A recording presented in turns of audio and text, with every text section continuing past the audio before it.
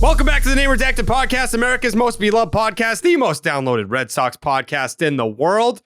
And I know what you're thinking. You're probably sitting there saying, damn, another series win for the Boston Red Sox, but it's an L in the game right before the podcast. Are these guys going to sit there and sulk? Are these guys going to be sad? Are these guys going to be negative? Are they going to be down on themselves? Are they going to be down on this baseball team? And to that, there's really only one way to answer that question. And that's the fucking positivity horn, Tyler. Let's go. That's the positivity horn, because if you listen to the last episode, we fucking told you this was gonna happen. We sat there and said the Red Sox were gonna win the first game. The Red Sox were gonna win the second game. And then they were gonna go into Sunday with Corey Big Dumpy Pants Kluber going on Sunday. And there was a 0% chance. One more time. Again. There was a 0% chance he was going to have a good start. The Red Sox still could have won the game. I wasn't going to say that they weren't going to win the game, but there was a 0.0% chance Kluber was going to deliver on Sunday, and he laid the biggest stinker of the season on Sunday, just as we said. Tyler even said that they were going to get blown out on Sunday. We gave you the fucking cheat sheet. We gave you the guide one last time, Tyler. One more time. I had the damn script.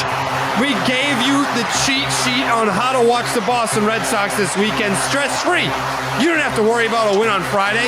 You don't have to worry about a win on Saturday. Strap in on Sunday. They're going to fucking lose that game. No worries. But my spin zone, ultimately, the spin zone that I want to deliver today, because I know that some people might be down. They might be saying, hey, man, if only the Red Sox swept that series, because if they had a half decent starter out there on Sunday, that's probably a sweep, because the Padres are looking feeble. They're looking pretty bad out there. Let me ask you this, both of you. Alex Cora essentially promised one more start to Corey Kluber. If it's a bad one, and it most likely is going to be, I'm actually, you know what? I'm going to guarantee it. It's going to be a bad one. I don't even care if it's the Diamondbacks. The Diamondbacks are pretty good. Let's just say it's another stinker for Corey Kluber. Is that it? I'm not saying in your mind, if you were Chaim Bloom, like, do you give him another one? I'm saying based on what the Red Sox have told you that they will do, is that it? Is this next one it? I think it's a weird conversation, and Cora kind of hinted at this during that post-game presser. He goes, listen, we think we see something here. Like, we still think Kluber is a really effective pitcher. It wasn't like, oh, we're going to kind of see where things go. Who knows what happens next? It's like, all right, well, when he's working around the zone the right way, we've seen what kind of pitcher he can be. Now, that might be him just trying to give a veteran guy kind of an arm around him and say, whatever, you're trying to figure it out. I think if he gets really smacked around again, we're not talking a DFA. I'm not willing to go that far, but I think we're talking a phantom. Listen, if I have to step up and be the guy, I'll be the fucking guy. Yeah, you've been the guy before. You can do it again. What do you mean by that? You killed your dog. Jake, cut that out. Back to the point. With Kluber, I think a phantom IL stint is coming sooner rather than later here. Because really what you're looking at here, you can't explain it. How does a guy go from being the best command pitcher in baseball last year, 99th percentile walk percentage, and now this year, he's walking 3 again? Like, what has happened to you? 3 out of 31 starts last year, he had multi-walk performances. He's up to 18 walks this year. He had 21 all last year. We're talking a full season workload. He had 21 last year. He's already up to 18. That says something to me. And Cora says he's healthy. Yeah, great. You can say whatever you want. That's even worse. It just screams cooked. It just doesn't. You can't sit there and blame it on anything. This is a guy who is so terrified of pitching on the mound right now that he knows if it's not a perfect pitch on the corner, it's going to get smacked if it's in the zone, or he needs to miss to live and try and fight another day. He's scared. And I think that's the scariest thing you can say about him right now. It's even worse that he's healthy. Like, if it would be so much more encouraging if he was like, yeah, like, my quad or my back or whatever, my shoulder. It's like, yeah, dude, I'm going out there with 100% health and just getting smacked around. I can't find the fucking zone. I'm giving up rockets to Rougned Odor, who, the fact that he's still in the league is crazy. He's as cooked as Kluber is. Like, Corey Kluber is cooked. Objectively cooked. And Cora was saying after the game, like, this is not a velocity thing. This is a location thing. It's both. It's both. Like, he's throwing fucking 86 and it's not going anywhere. Like, even, like, I get most of the trouble that he's gotten himself in is because of not being able to locate. Either he's missing, like, the location's an issue because he's throwing balls outside the zone. He's walking in runs. He's putting base runners on by walking guys. But then, like, that fucking slider to Odor, that was right down the plate. He missed middle. Like, he was probably, I don't know if he was going away or in, probably away. But I mean, he's missing everywhere. It's a disaster. And yeah, like, you can say, okay, yeah, the velocity is not a reason why he sucks. It's not helping. It's not, you're not looking at his 86 mile an hour fastball being like, well, this is a positive. Like, he just fucking, he is absolutely washed. And how long does it take after a game for a baseball savant to update? It's like an hour or something like that, I believe. All right, I want to see how ice cold this motherfucker savant's page Go is. take a look right now. It was garbage before then. But I think what you're seeing a pitcher that's shell shocked. Like, he's given up 2.5 home runs per 9 this year. Just homers. He knows that he's watched. Did you watch the post game? Yeah, and it was just a guy who was kind of like, yeah, man, I'm just going to keep trying. I don't really have a choice but to not give up. That's it. He's at the point where he knows the stuff isn't going to fool anyone. He can't beat anyone in the zone unless it's a perfect pitch. If I told you had to do something perfectly every time up there, you're going to fail. And that's how thin the line is for him at this point. There's no room for error. And he pitches like that out there where he's just trying to hit the corner perfectly. And he could get by last year because he could generate that soft contact in the zone. It was okay if he made a mistake, if the location wasn't perfect, because he missed barrels. Now, as we mentioned with the home runs, when he misses a spot, it's either friggin' 3 feet off the plate or it's 10 rows back. And it's more frustrating when you sit there, and we know with the Red Sox, you have multiple arms that deserve an opportunity. Whether you want to, and I'm not saying Pivetta should go in the rotation, but in a vacuum, would you rather have Pivetta or Kluber start every 5th day? We both have said it on the other podcasts. We'd have Pivetta, but the contract complicates it. The real reality, Tanner Houck and Cutter Crawford. There's no reason one of those guys should not be filling those shoes every day, because not only does it give you a chance for the future to develop, they're already an upgrade as is. And it's like, we're talking about $10 million here. We're not talking about, we didn't sign Corey Kluber to an 8-year, $250 million deal. Like, I all the people are like, oh, you can't designate him for assignment. You can't like cut him from the roster because they gave him $10 million. It's $10 million. You're the fucking Red Sox. Who gives a shit? Like, if that's going to make your team better, then who fucking cares? First of all, it's not your money. Second of all, like, I think that it's way worse. And I know that like people say, oh, you can't just like give up on a veteran like that. Yeah, you can. He fucking sucks. Like, he sucks. He's going out there with nothing. He's giving you nothing. He's proving that he has nothing. Of course you can. Like, to what people were saying before, oh, if you designate a veteran like that for an assignment, like, you're never going to get any veterans to sign here ever again. Or you could just not fucking suck. Like, if you're signing with the Boston Red Sox, you understand that this is an organization that tries to fucking win. And I'm not saying that Corey Kluber's not trying to win. It's just he does not have the ability to pitch at this level anymore. He doesn't. And I think that fans, Red Sox fans in particular, they're going to be a little bit more, I don't want to say mean, but like pointed and stern about it, because we don't know this guy. Like, yeah, you won Cy Young Awards. It wasn't here. You pitched in the playoffs. It wasn't here. Like, we don't have any fucking sentimental value attached to this guy. We're trying to win right now. We're trying to win with the group that we have right now. We can't do that with Corey Kluber. That's just a fact. You can't do it. Isn't Pivetta the perfect example? Like, a guy who's had big moments here, who gave you starts the last couple of years, and when he's not cutting it, Red Sox fans come out and say, this guy is not fucking cutting it. Corey Kluber, with Pivetta, we mentioned this with Paxton and Sale.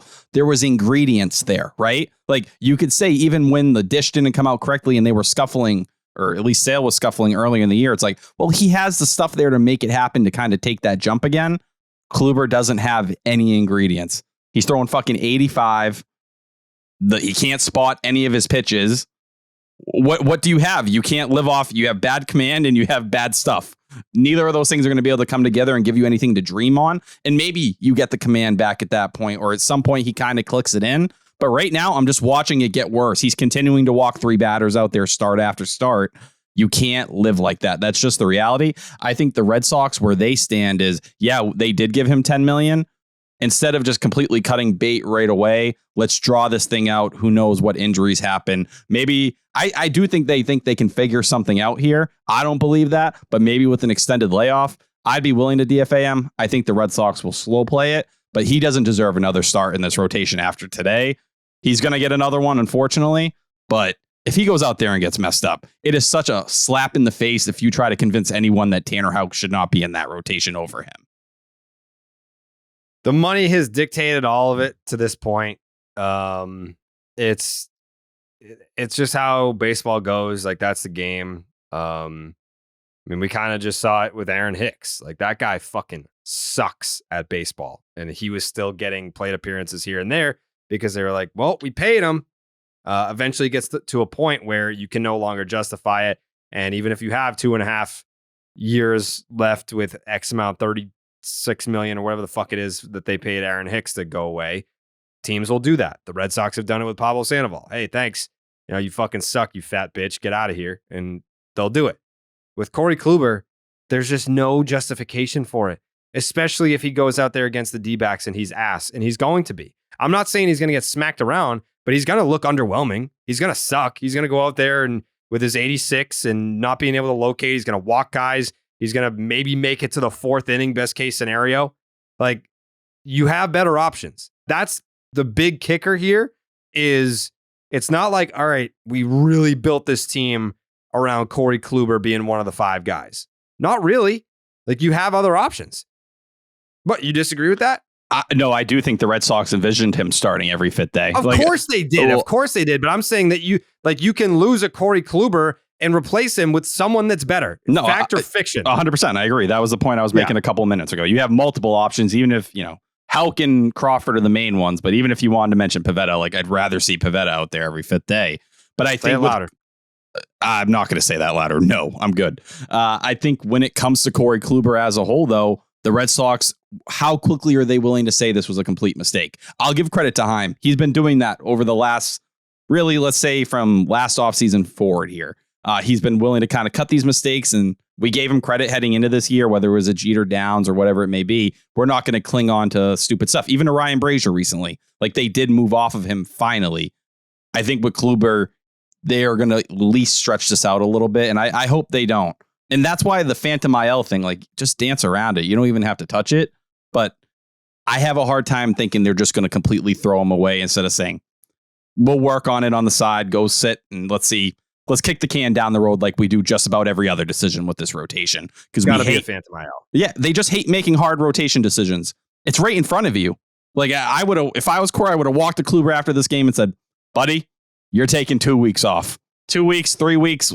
We'll work on the side every day, whatever it is. Go down to Fort Myers and figure it out against, on the backfields or whatever the fuck you got to do. Well, but don't figure it out at the big league level when we're trying to win. I mean, they did win the series, but they could have swept that series. Like, if Tanner Houck pitched, granted, you could say, yeah, the Red Sox didn't score a fucking run today, so it doesn't really matter who was out there. Fair. But I feel like you'll talk to guys and candidly, they will tell you, like, yeah, like, if you get behind early, like, it is mentally, like, the at-bats are different. Like, they just are. If you're down 6-0 in the fucking 3rd inning, like, your at-bats are different than they would be if it was 2-0 or whatever, 3-0.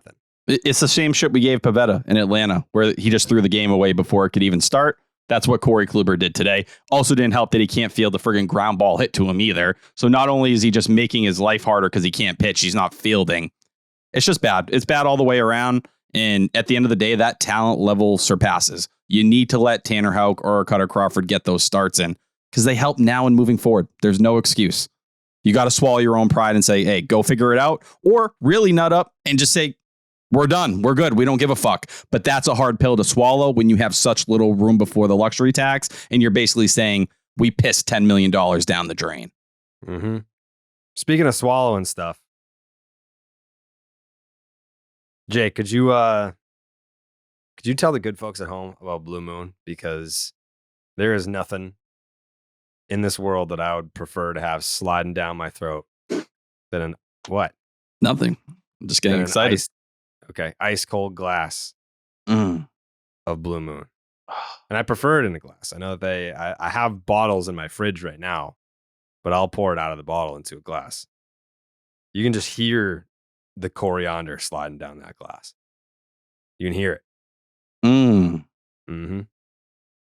I'm actually thinking about having a little like a little summer party at the house. Barbecue? Kinda, yeah, but with only Blue Moon though. No food.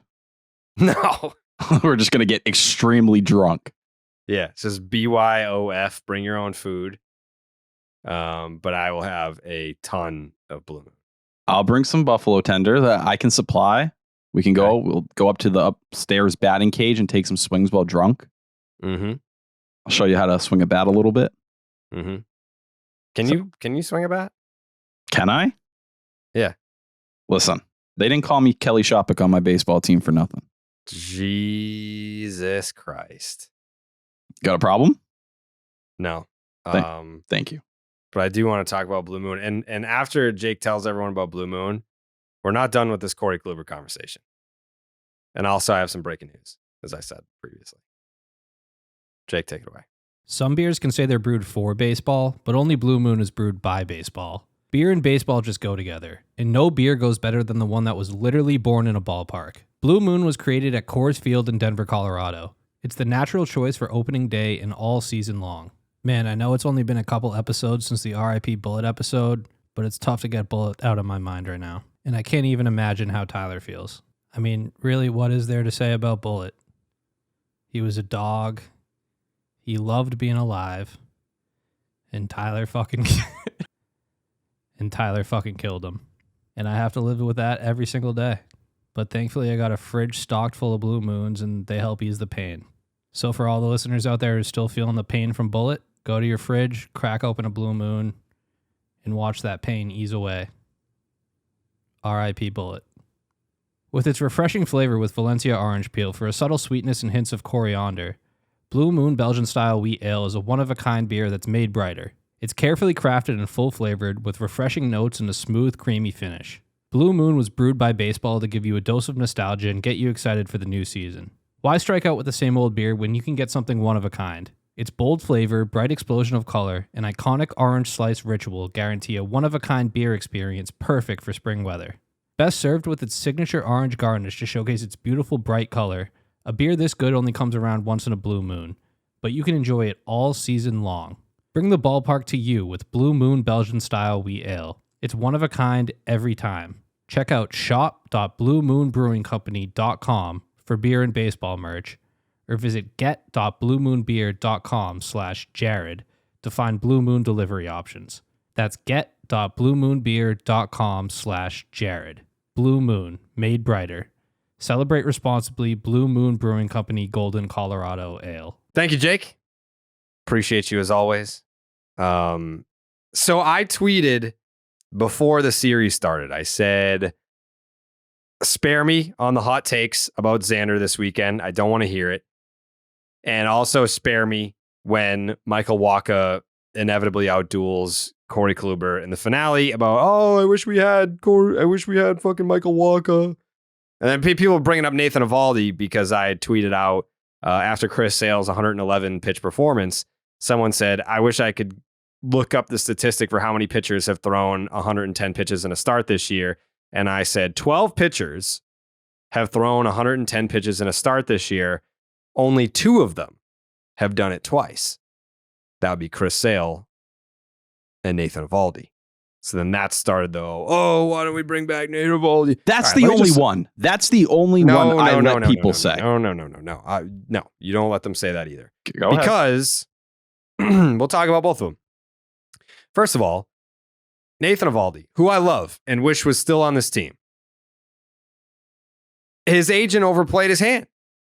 Like they had a deal, like they were ready to rock in November. That was one of the first boxes that the Red Sox wanted to check in November. 3 years. Had it on the table. and the Eovaldi camp, and I'm not going to put this on Nate because the player always, or not always, but 9 times out of 10, they're just going to be like to the agent, do your thing. Do what you got to do. Like, you know best. You're the agent. He could have had a deal done with the Red Sox in November. His camp was like, we think we can do better. And they overplayed their hand. And they did not do better, at least in terms of the years and the money they didn't. Maybe he's in a better place in Texas. Is that they're in a great spot. Maybe he's happy that he's in Texas. He's in home. He's at home. And he's on a team that is playing really good baseball. Maybe he prefers that spot. Jared, fine. and you can confirm this isn't a Zach Eflin situation. Eovaldi came back looking for that deal, when the time came after the Rangers gave him their final offer. Yeah. Came back and the Red Sox were like, we moved on. Like we had X amount of dollars to spend this offseason, and you guys said we can do better.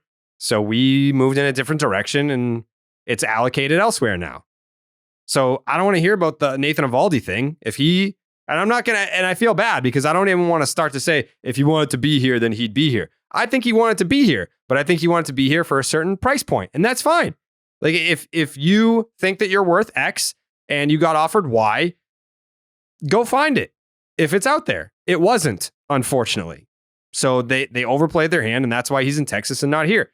Can't put that on Heim. Can't put that on the Red Sox. The only thing I will hold the Red Sox on is them coming out and saying we wanted to add top of the rotation arms this offseason to this group to get people in the right place. And then they went and gave $10 million to Corey Kluber, which I agree. Nate Eovaldi got $20 million, right? AAV. Corey Kluber's half of that. Now, maybe you have to sit here, and this is where you start playing these crazy games in your head. Do you say, well, we could have gone without a Chris Martin or something like that? And it's hard to envision that on this team. Like, think about the injuries that happened with Schreiber going down. Was there a way you could possibly fit Eovaldi under the luxury tax? I think it would have been extremely hard to do so. Possible? Maybe, but then you're hurting yourself in another area. So I still don't think it's an easy solution, or this is what you should have done and you fucked up by going about it this way. You just shouldn't have gone Kluber. Anything was better than Corey Kluber. Yeah. I mean, Gibson's having a nice little year for Baltimore. Would have been nice. Same price range, probably cheaper, I would imagine. But yeah, I mean, the Red Sox have been chasing Corey Kluber for the last fucking 3 years. It's like, hey, do you want to play for the Red Sox? No, I want to play for the Yankees. Oh, do you want to play for the Red Sox now? Nah, I want to pitch for the Rays. Do you want to pitch for the Red Sox now? Yeah, I'm fucking toast, dude. Yeah, I guess I'll take your money. That's fine. You had Rich Hill, who was kind of begging to come back. If we're being honest here, saying like, dude, I'm taking friggin' meetings the first week after the season, telling them like, I want to stick here. I think Rich Hill has like a 3.80 ERA, a 4.6 FIP. Like if Corey Kluber was doing that right now, we'd be doing friggin' backflips for him. Mm-hmm. Like there were other solutions. At the end of the day, I'm not like, we're not going to be fucking revisionist history general managers here, because I think when you looked at what Corey Kluber did last year, you're like, yeah, we'll take that. He throws strikes. That's it. This drop off for Kluber was something that no one called it. No one was like, oh, he's washed. Why would they sign him? That didn't happen when he originally got signed. No one was saying like, why would they sign him? He's washed. They looked at the numbers with Tampa last year, and they're like, I think the narrative was more, well, he's not going to start 32 games. He's not going to give you 25 starts, but like if you get 150 innings out of this guy, then he's a guy that limits the damage. Like I'll take a 4 ERA from this guy if the whip is like 1 in 15 or something like that. Like that's what we expected from him. We expected pinpoint control, limiting damage, and giving you innings, quality innings. And I would have taken that, but it was pretty surprising to me when they rolled this guy out, and you're just like, man, this guy is rinsed. It is just not good. Well, because the last thing you expect is like, yeah, maybe he is going to just get smoked in the zone, right? Like, all right, like he can't beat anyone with anything. Okay, it's the walks. Like that's you just straight up not being the pitcher that they asked you to be. The whole Red Sox pitching philosophy this offseason was throw strikes. Corey Kluber was like one of the faces for that. Like no matter what, we know he's going to put the ball in the zone every time. This is when you see a guy who's actually cooked, where he can't control the ball like he once did. No matter what they do, mechanical adjustments. They got Chris Sale back together. They've had James Paxton, who was struggling with his command in AAA. Little shaky the other night, but it hasn't been bad. It's been solid. Kluber's been in this rotation all year long, and it's getting worse. What's the excuse there? Eventually you say, all right, well, this guy, whatever it is, he just can't take to it. And that's when you start to say, all right, the skill's not there anymore. He just can't harness the ball. I think it's that, and I think it's the mindset. I think he's shell-shocked from getting hit so hard. I really do. He's trying to be too perfect with stuff that's just not good enough. Yeah. I think he knows he's toast, unfortunately. Like, listening to his post game and hearing him talk about how he needs to. It was kind of like Sale before the Twins start, I believe it was, where they were asking him, like, hey, what is it that you got to fix? And he was like, I don't fucking know. Like 50 things. Like, I think Jemai asked him, is it one thing? Is it multiple things? He's yeah, it's everything. Like, I just fucking He doesn't know what to do. But Yeah. when you throw, like with Chris Sale, it's like, all right, well, at least you throw 97, man. It's like, dude, you throw 87. There's no hope for you. There's nothing's going to get better here. It's like maybe you start putting in the zone, and guess what? You're still getting mauled in the zone. So what's going to happen? I don't know. I think teams like this, I would hope that the decision is already made. Like, hey, because put it this way, I have a strong feeling that when it was announced that Nick Pivetta was going to make that last start before he went to the pen, they probably knew that that was his last start. Like, I don't think that. Like, Cora's comments told us that a little bit in the week leading up to that last Pivetta start. Yeah, like the Red Sox are not a knee-jerk reaction team. They're not going to see a shit start and be like, that's it, you're out of here. Like that's just not, that doesn't make good baseball sense. But I do think that they get their ducks in a line. And when Nick Pivetta made his last start, I think they knew in the days leading up to that was going to be his last start. We didn't know that. The public did not know that, but I think they knew that. And hopefully that's what this Sunday Kluber start is. Like that, hey, we're giving you one more start. And I don't even think that that's probably communicated to him at this point. Maybe it is because he's a veteran and he's a professional and he's been around for so long that, but it depends. Like in the case of Pivetta, you knew that you were moving him to the bullpen. In the case of Kluber, you're either going to Phantom IL this guy and tell him, hey, you're going down to Fort Myers to work on your shit for a month, or you're telling him that you're designating him for assignment. So you're not going to say that to him before he makes the start. Like that's a conversation that happens either that night, 24 hours later. I don't know, but it's not perfect. It's not perfectly comparable to the Pivetta situation because at least you could just slide Pivetta into the bullpen and he still has a role in this team. Whereas Kluber is so bad that he's just taking up a roster spot if you put him in the bullpen. Like he's of absolute no use to you in the bullpen. It's go down to Florida and figure your shit out with a fake injury, or it's, hey, thanks for everything. We appreciate you. Best of luck. Hopefully you catch on somewhere else because it ain't working out here. And he has to know there's no offers coming. Like if you go out there with what you've been throwing, everyone else is just going to say, all right, this guy's at the end. Like Madison Bumgarner, it's kind of similar to that in some ways, where it's like Kluber is a nicer guy. I think it's a little bit less of maybe a clubhouse issue. I know there's been some stuff going down there in Arizona, but the stuff has come to such a low level where it's not major league caliber when you watch it. It's just, what are you doing out there? And I give credit point to about Mad Bum too, because I'm actually, now that you say it, a little surprised that there's not just that he doesn't have a job, but we've heard nothing. Like there's no interest. Because clearly the stuff had come to such a low level.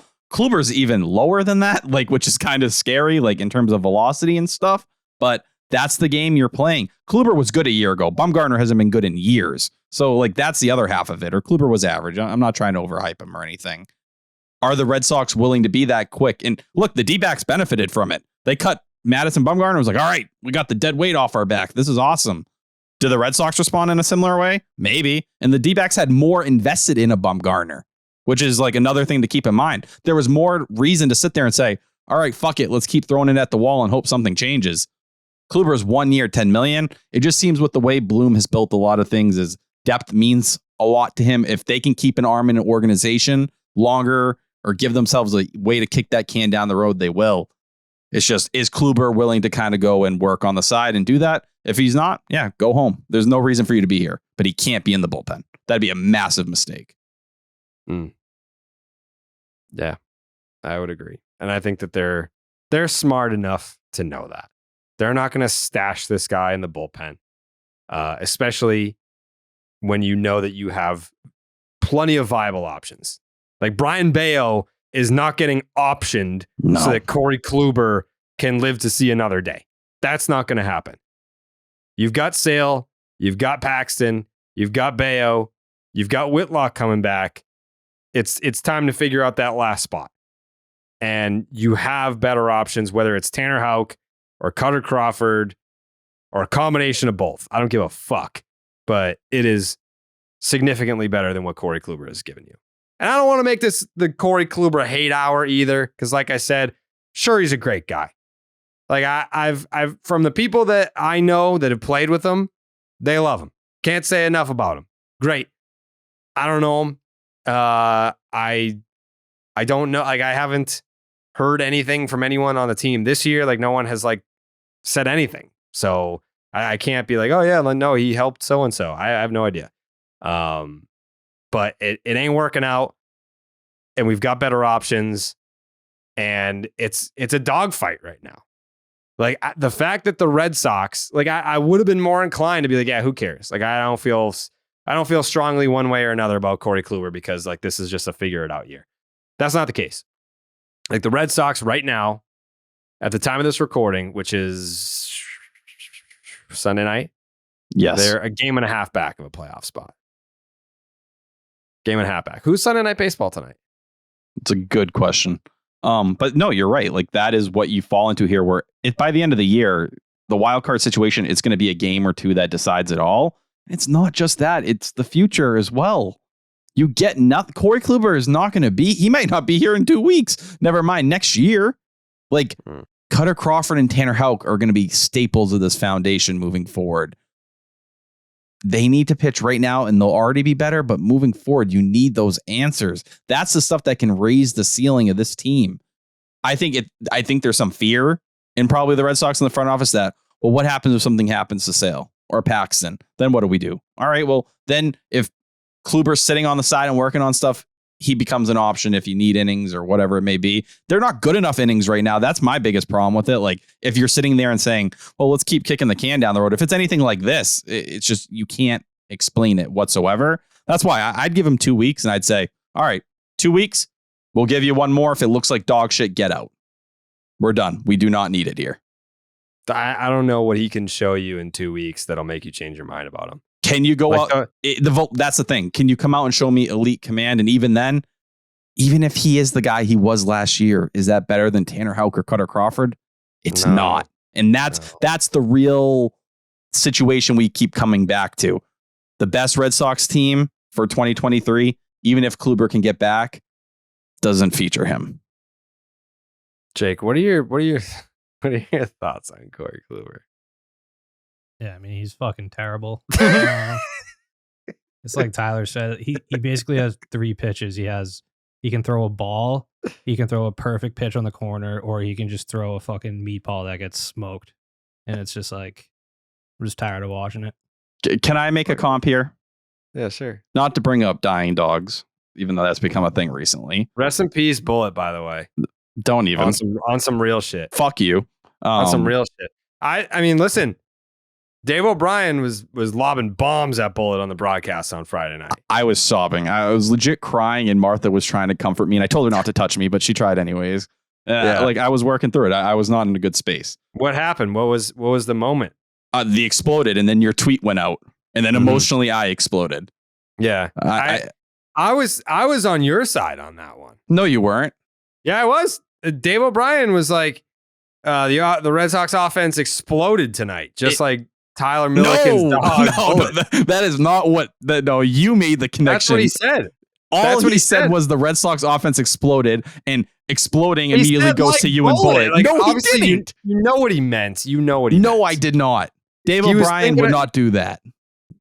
I don't know. He's been on one this year. Saw my Don Orsillo tweets before the game, but Corey Kluber's the dog. That's probably what it was. That's a good point. I think he saw your Don Orsillo tweets before the game, and he was like, you know what? Fuck that dead dog. And he just threw shade at Bullet, which I'm on your side on this. I thought it was despicable. For Bullet's sake, I'm not going to address what you just said.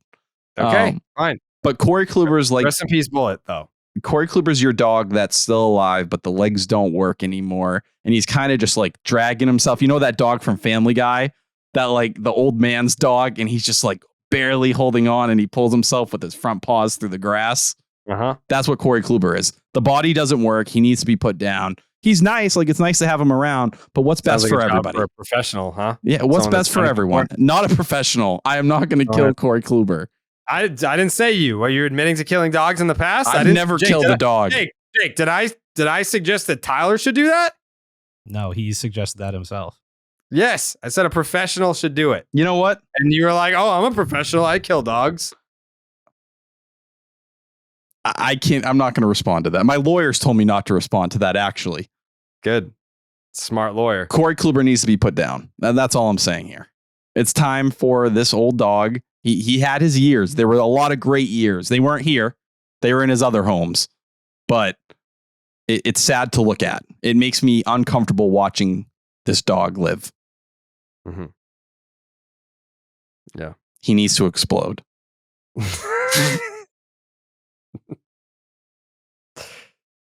Okay. I had some thoughts on Xander and the whole situation this weekend, but first. I think I had some weird ones too. Yeah. Well, perfect segue. Because May is Mental Health Awareness Month. Didn't know if you knew that. You really act like it is. What, for you? Yeah. I've been nothing but supportive to you, Tyler. Jake, has he been supportive? Keep saying R.I.P. Bullet. How many times do I got to say it to show you that I'm the most supportive friend you got? How many people at the Sports Hub even knew who Bullet was before we started talking about him on the podcast? Nobody. Nobody knew about Bullet. So you're telling me you made Bullet? I put Bullet on, yeah, for sure. Just answer the question, Tyler. I didn't hear it because your internet lagged. Get your internet to work and I would have heard the question. Tyler, how many people at the Sports Hub have ever said RIP Bullet? Zero.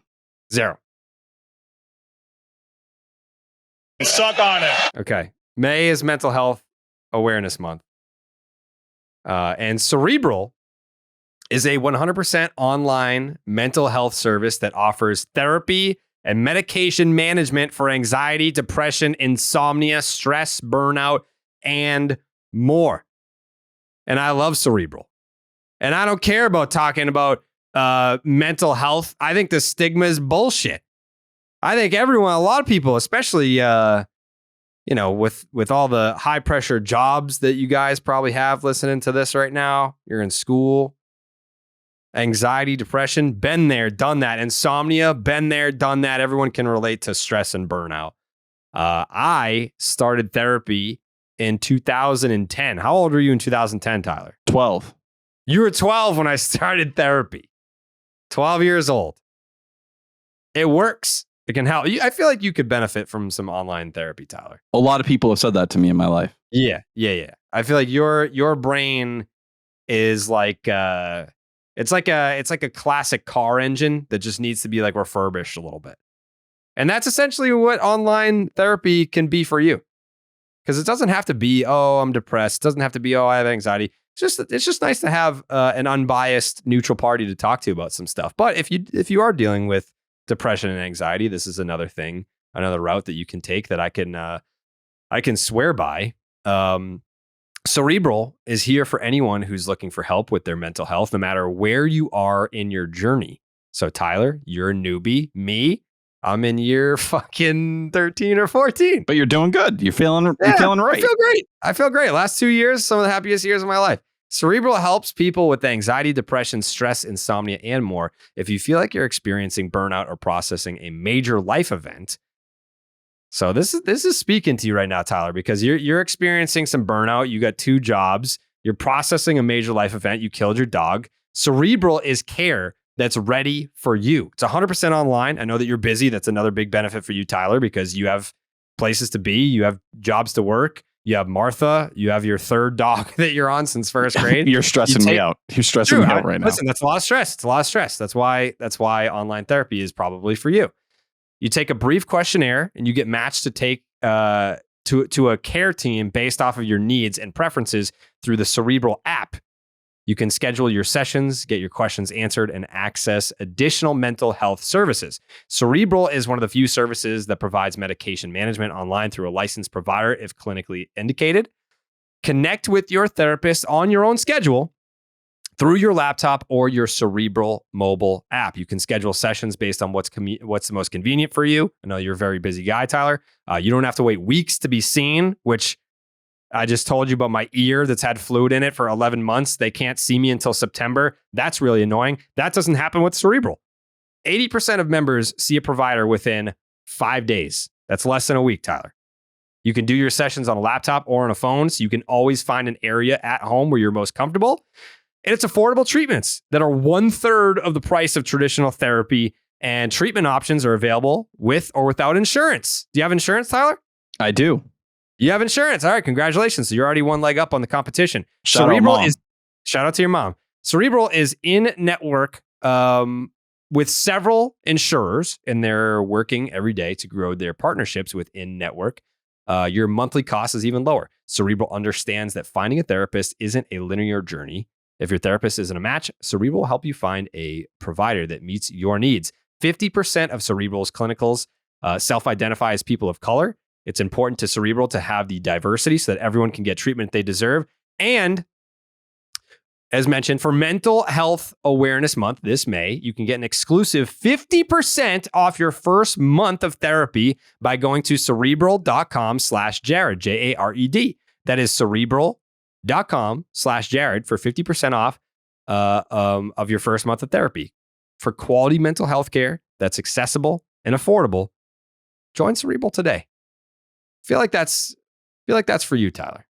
Listen, I've been in a very dark place, so I do appreciate you throwing that life raft out for me.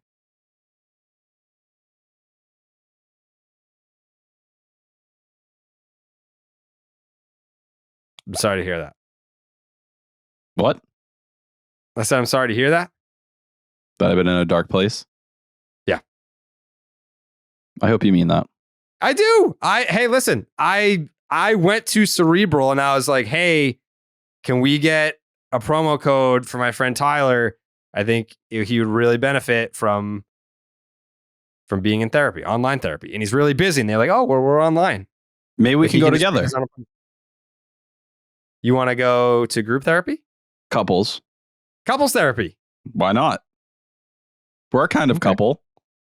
Yeah, this is a marriage. You'll find that podcasting is very much like a marriage. Jake, you're welcome to come. I'd stop in. Your Xander Bogaerts thoughts, Jared. So, as you saw in the video that I made after the Red Sox failed to sign Xander Bogaerts and he ended up with the San Diego Padres, I made a video that was very sad with 6 cigarettes, I can't remember, 6 cigarettes in my mouth at the same time. Was really sad about that because I love Xander. And I still see Xander slander on the timeline where people are like, oh, like Xander must have been a bully in the clubhouse and Xander was a bad person. Like, fuck off. Xander was the nicest dude, like the nicest dude. There was a 0% chance that he was a negative influence on any of the young players. Like, I think I saw someone saying, oh, Xander must have been the player that got on Casas for napping in the clubhouse. Nope. It was not Xander. It was not Xander. It wasn't Xander. Like the player that said, what the fuck are you doing when he was sunbathing? Not Xander. The one that got on him for napping in the clubhouse? Not Xander. Like, I don't know why people, just because he's not on the team anymore, they just want to be like, what the fuck? Like, Xander must have been crazy. He is the nicest, most genuine human being. And I was kind of like doing like a psychoanalysis on myself. I was like, why am I not really sad? Like seeing Xander, like it's cool, but like it would be one thing if the Red Sox had like like if Marcel Meyer was up and he was just dominating and be like, oh, you know, that eases the blow of Xander. Like the Red Sox have not had like consistent shortstop. Like the loss of Xander should be felt more than I think I'm feeling it. I think winning helps. I'm not even going to say it's because Trevor Story's coming back. In my mind, like, who the fuck knows? Is he going to play second baseman? I have no idea. I don't know what their plan is. Like, maybe he's going to play short. Maybe he's going to play second. I don't know.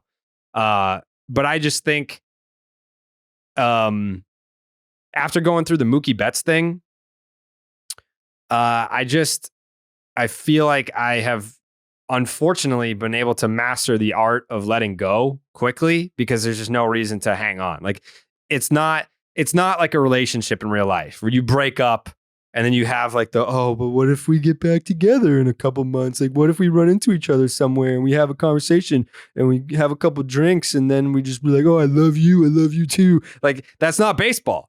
Like, Mookie Betts got traded to the Dodgers and then he signed a fucking 13-year extension with the Dodgers. He's gone. He ain't coming back. Xander Bogaerts signed an 11-year fucking contract with the San Diego Padres. He's gone. He's not coming back. Like, you just have to snap out of it. Yes, I love Xander. Yes, I wish he was still on the team. No, I wouldn't have given him 11 years. Yes, I was happy with 6 or 7 years. Yes, they should have got it done in spring training. No, they didn't get it done. And yes, the Padres drastically overpaid to get him. I'm happy that he got all that money. I'm happy that he has financial security and he has a job until he's 40. All those things can be true. Yes, I miss him. No, I wouldn't have given him that deal. Like no, I wasn't really bothered seeing him in a Padres uniform because yes, I accepted that he's gone. Like, I don't know. I feel like I wasn't alone in feeling this way. I thought that I was going to be on an island by myself saying, well, I saw Xander this weekend and like, it didn't really bother me that much. I thought people were going to be like, no, I'm still upset and I'm not over it. Like, I feel like a vast majority of Red Sox fans, at least from the replies that I saw, were saying things like, yeah, I don't really feel that way either. But I did say, I provided the context, if this series were played at Fenway Park and he had a standing ovation and they did a tribute video and it was like a whole fucking thing, I might have felt differently. But because the series was in San Diego, I wasn't there. I didn't get to see him in person. I don't know. It didn't bother me. Yeah, I'd say I was in the same boat. I expected a little bit more just kind of staring at him and saying, oh, well, what could be? What would it be like if, Xander Bogaerts had ended up finding a way to get back here during the offseason and he came here on a lesser deal than what was out there, or if he had actually signed that extension, in spring training and none of it went wrong. I think part of it was he went 0 for 11. So there was no moments there where we're like, oh, like that's our Xander Bogaerts. There wasn't any of that this series. He looks out of sorts. He kind of looks like he did at times last year. I think when people would get a little frustrated and they were like, well, where's the Xander Bogaerts that was that middle of the order guy that you kind of always leaned on? But I think more of it really when it comes to this situation is where the current Red Sox team is. And that there was such a bad taste left in everyone's mouth last year, just with how things were. And I know I don't look at Bogaerts like some people who are like, oh, well, he was the guy in the clubhouse making everything bad. It was all on him. No. Do I think he was checked out and his head was in other places and he wasn't the Xander Bogaerts he had been earlier in his career or even the year previous? I do think that's the case. And we've heard Devers and him going out to dinner and working through emotions, trying to talk through it. Bogaerts saying it's the hardest year of his career and how he just knew really from spring training he wasn't coming back. I think this clubhouse feel has been a complete 180 where we've kind of fallen in love with this attitude of guys that are locked in on this team, that are kind of do or die. It's about this year. It's not about my future. It's not about what's going to happen. It's about the young guys and what's to come. And I think that's where everybody's head is at right now when we're not dreaming on, oh, well, keeping this guy. It's more like, oh, well, look at what all these guys could be for us. Look at what the next, not dynasty, but the next era of Red Sox baseball is. Xander Bogaerts, that era is dead. It's gone. Like, we've all kind of moved forward, but we've seen a preview of what's to come. And I think that's why Bloom's got some of the credit he has this year. We have our eyes on the next dish. I think it would hurt more if the Red Sox were sucking right now and we're like, man, look at what we even had last year. That was awesome. Like, at least we had Xander. Like, we may be garbage, but we had Xander Bogaerts and we were 78 wins. And if things went the other way, like, I would do anything for that. No, they're 26-20. They're at a better point than they were 1 year ago at this same time. And you can say maybe even their future's brighter than it looked a year ago at this time. That stuff everybody can cling to. We've all moved on. We've fallen in love with another girl. Like our feelings have started to develop for another person. We're not sitting here and looking back. We're looking ahead because guess what? This team is more fun than last year's team was at any point last year. In that comparison, I wouldn't say that I'm in love yet. I have feelings. I have a crush. There's a cute girl on the other side of the room and you're curious like what her deal is. That's kind of where I'm at. After last year, my relationship was kind of toxic and I didn't know where we ever stood. I was just kind of left in the balance wondering what we are. Now I'm like, damn, I'm feeling you. Yeah. No Ice Spice. That's a bar. Damn. Wow. Keep Tyler going. Willikin. Throw it up, baby. Throw it up. But like, is that not how it feels? Like we're on to the next. Yeah. Yes. We're turning the page. I'm not in love yet. Like, I'll just be honest. I'm not in love. But you weren't in love at any point last year. This is the first time you're feeling stuff. It's like being at the gym for years. Like you've been going to the same gym forever. And then like a new cute girl just signed up. And you're like, I mean, she could be the worst person on earth. You don't know. But it's like, oh, I see potential there. Like at least on the surface, this looks good. I don't know that we connect. I don't know that we have anything in common. But like, I like the idea of this. Sure. But like, I'm not in love yet. Like I haven't gotten to that level yet. I'm still very much in the, oh, who's that? That's where I'm at with like this next window. Because put it this way, when the Red Sox were busy building the core that won the championship in 2018, we're talking 2014, like Jackie Bradley opening day roster and the 2013 roster wasn't like a big impact, but still made the opening day roster in 2013. Mookie Betts gets called up in September of 2014. Andrew Benintendi gets called up in 2016. You just had pieces that came up, and then like the Chris Sale trade was 17. You could just see it. You could see it forming over the years, and you were like, that's the core. And obviously Xander, how the fuck could I forget Xander? Xander comes up in 2013 in September. So like you gradually see those pieces come together. Like right now, I'm seeing Bayo and I'm seeing Casas. You can see Meyer. Like I would put Meyer on that list before I put Whitlock. Like there's just there are some pieces. Yeah, he's not even here yet. And if like we're talking about the next great Red Sox team, if we're talking about the next core that could win a championship together, as you're seeing the pieces float out together in space before coming together win a championship, like I'm not seeing a ton of the pieces yet. But that's not to be like, oh, you know, they're far away or they're far off or like this, you know, they're behind schedule. No, I mean, I can't be in love with it yet. Like there's no, like the way that you could see that 2018 team coming together from 2013 through 17. I still think that we're in the very, very, very early stages of that. And it took years for that, right? Like that's the reality of it. You know, 14, 15, the growing pains, certain guys, Bogaerts having his ups and downs, watching Mookie Betts elevate into the player he became, Jackie Bradley Jr. You never know. Like 1 year was this, 1 year was that. Is he going to become the player everyone dreamed on? Yeah, there's going to be those ups and downs. I just think last year was the definition of a relationship where it just always felt like something was wrong. There was always that elephant in the room. You never felt comfortable. It was always like, oh, this relationship has been stressed out. You know, I still want it. I still love you, but like, I don't even know where we are anymore. Xander, I don't know if you want to be here anymore. Do you want to be here? And then the Red Sox are sitting there. They're acting funny and they're creating issues and there's toxicity there. Like at the end of the day, it's the front office fault for a lot of what happened in that clubhouse. Not entirely. I do think there was some pouting that you can't justify overall, but it became such a blurry picture. Finally, it feels less blurry this year. And I think that's just what people are clinging to. People feel like they can connect with this team more because guess what? It's not about all this drama, all this different stuff. It's about guys going to work, playing hard and having fun. It's just easier to connect with.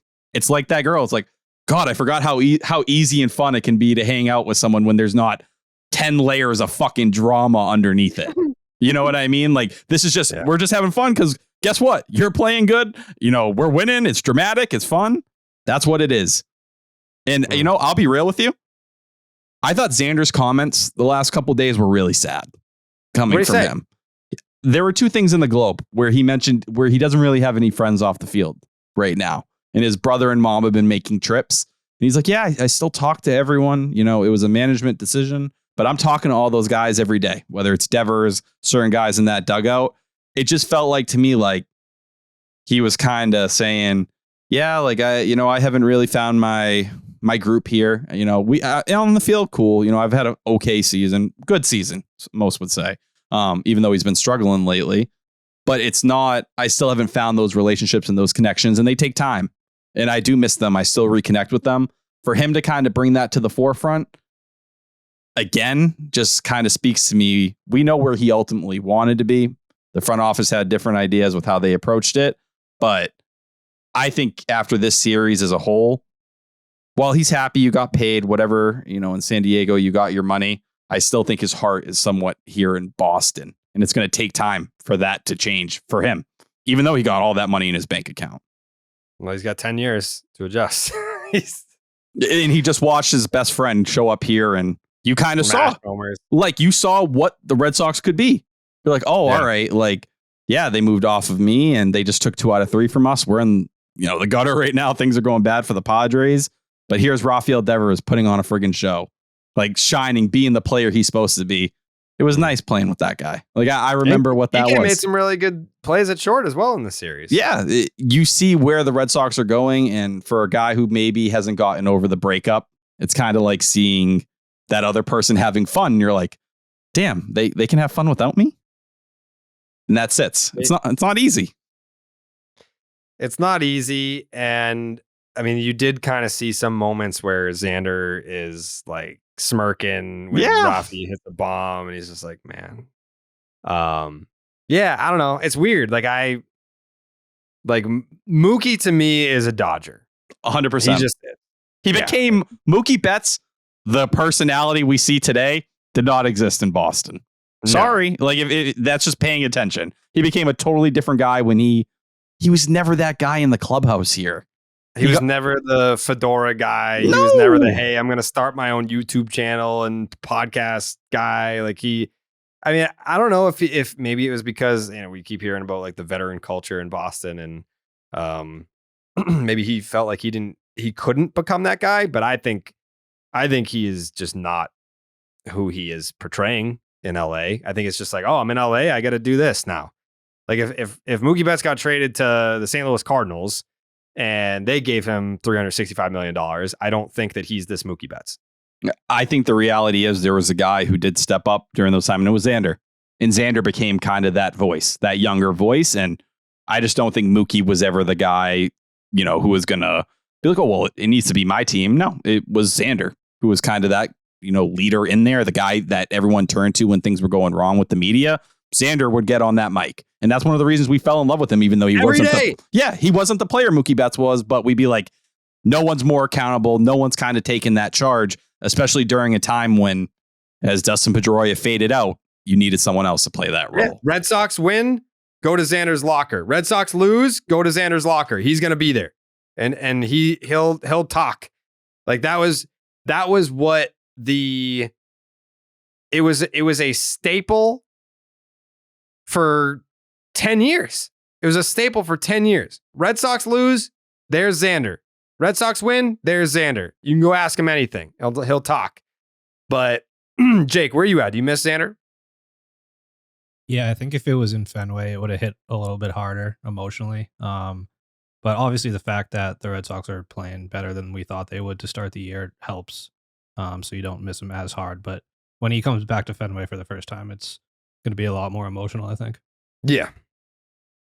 Yeah. I think when he comes back, that will definitely make me feel much differently than it did in this series. And what will be more emotional, that return or Mookie's return in August? I don't really have any emotional attachment to Mookie Betts anymore. Like that doesn't hurt me anymore. Like I'll be more sad to see JD. Like I'll be like, man, wow. Like, yeah. Like Mookie, like I said, Mookie's a Dodger. Like when I see Mookie Betts, he's a Dodger. He won a World Series there already. Like people forget, like Mookie Betts has already won a World Series with the Dodgers. That's the cap he'll wear in the Hall of Fame. Probably, yeah. Most likely. I don't know. I Maybe. think so. I will give Mookie credit. There was a clip recently What where if he never wins an MVP there? Which, like, there's reason to believe that he won't.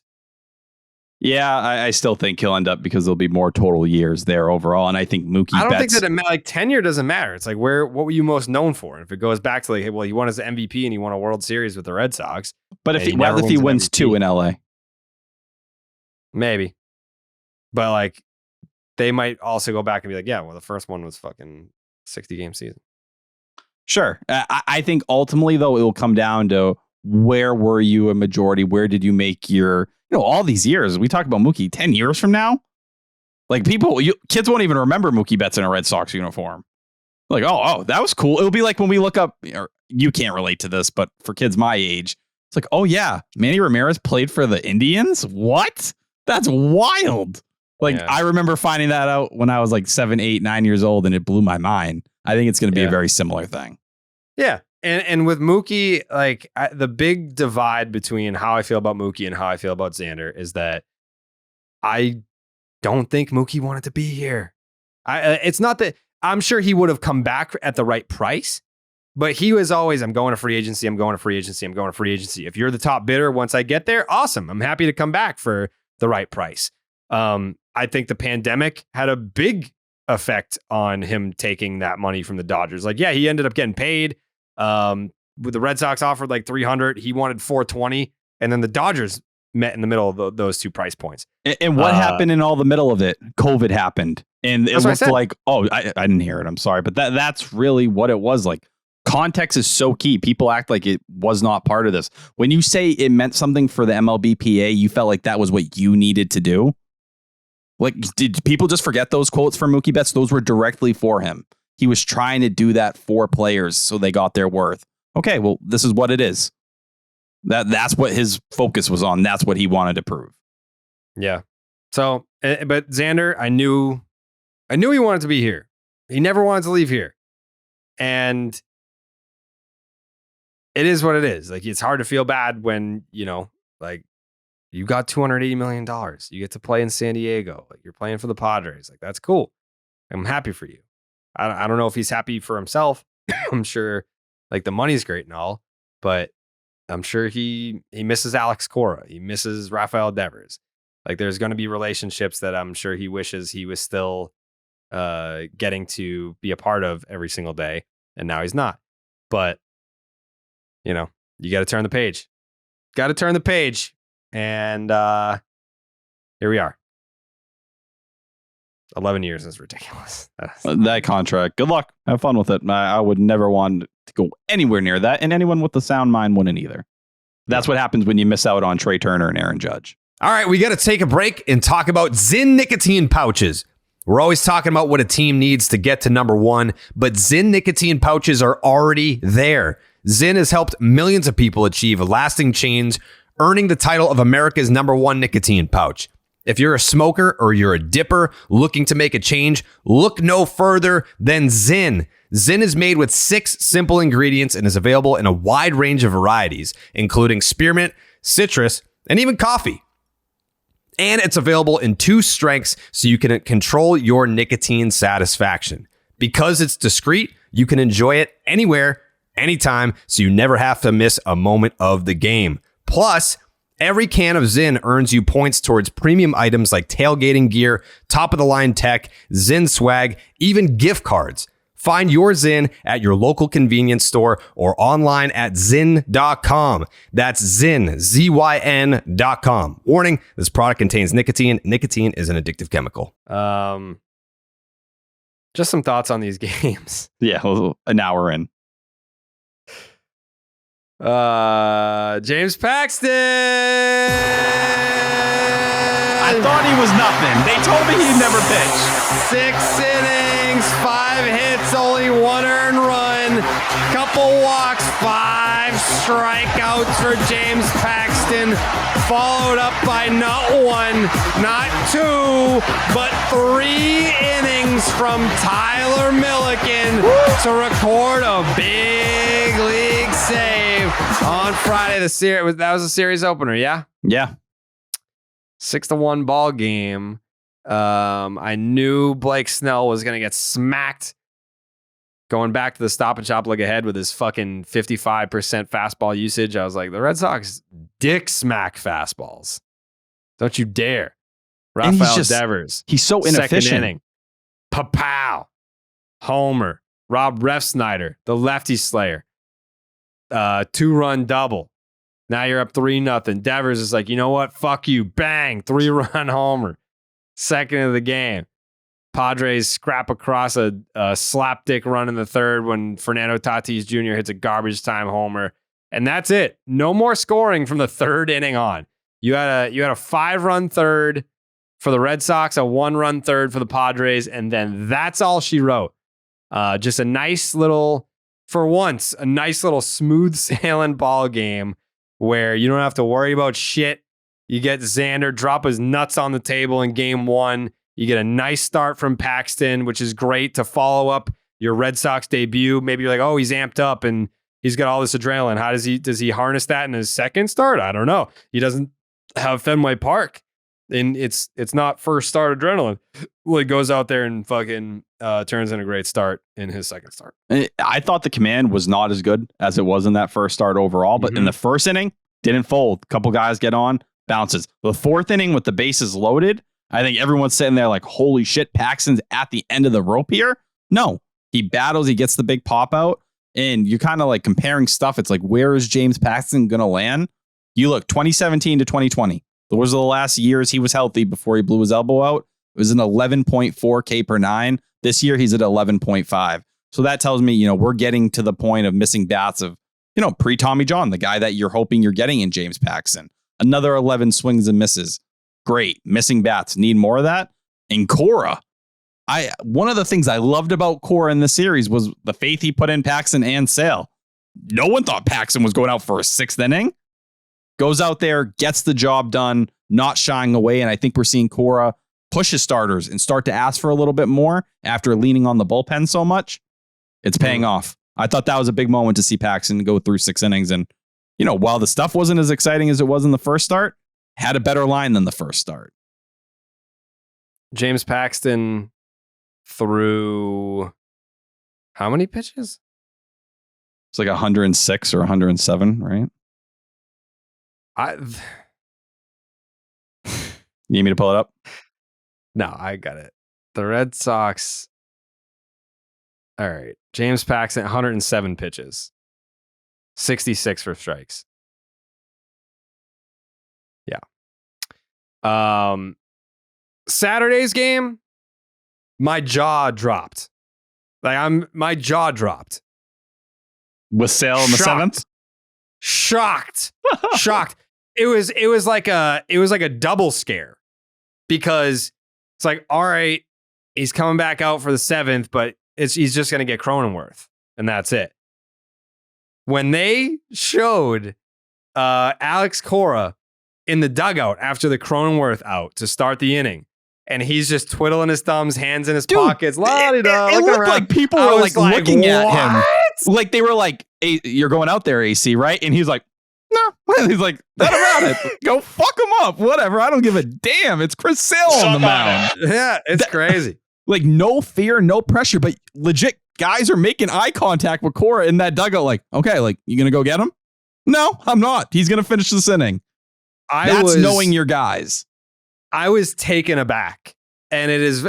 I'm trying to think of like a comparison, but like they're in the playoffs, and this is not the same thing as the playoffs. It's not. But I'm just talking about like my baseball watching mannerisms. So if I'm sitting at home on my lounge chair, right? If there's a big moment, I can't help but to go from like my feet are up on the, how like the thing kicks out and you put your feet on it. Like I will go from sitting like that. And if it's like a big intense moment, I will fucking sit like I'm crouching like a catcher. I will get up from my relaxed position, and I'll literally be in the catcher's crouch position watching this at bat. And when Chris Sale came out for the 7th, I was stunned, but I was like, okay, it's a lefty. I got it. Fine. Whatever. When he gets Cronenworth, And they showed Cora in the dugout. Just, I shut up. And I was like, oh my God, he's leaving him out there at 106 pitches or whatever it is, and he only has one out. So, and I tweeted it. I was like, I cannot believe that he's keeping him out there. I wasn't doubting him. I was more just like, holy shit, like we don't see this. When like, do you see 111 pitches? Like he did 110 last start and we were like, whoa, like Jesus Christ, 111? Yeah. People were like, oh, they spent all this time trying to fix him and now they're trying to break him again. I think, that's a conversation that you have with your guy. If you're the manager, you're constantly talking to your starters. Extra days off right now for all these guys as well. It's not a typical 5-day rotation. Yep. Off day on Thursday.